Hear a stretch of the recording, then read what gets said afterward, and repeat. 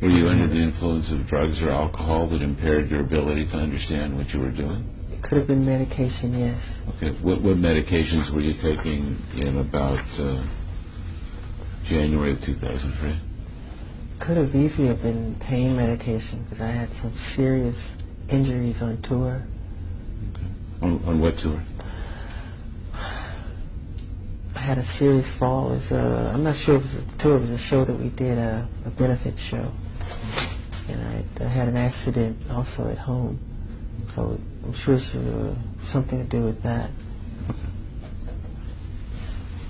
And so is it your testimony today that you gave a power of attorney to Dieter Weisner and Raoul Conitzer when you were under the influence of prescription medication? Could have been, probably.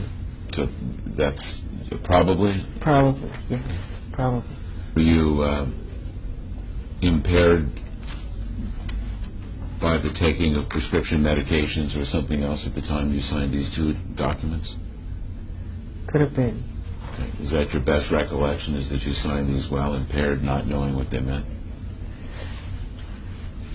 Could maybe say so, but I don't remember them. You weren't impaired by the taking of prescription medication at the time you signed this? Could have been. I don't know. How long during 2003 were you impaired because of the taking of prescription medication? I don't know. Was it most of 2003? I'm not sure. Okay. Did Dr. Forsheim prescribe that medication for you? No, it wasn't Fortune. I think it was a local. March 31, 2003, were you still impaired because of the taking of prescription medication? Could have been.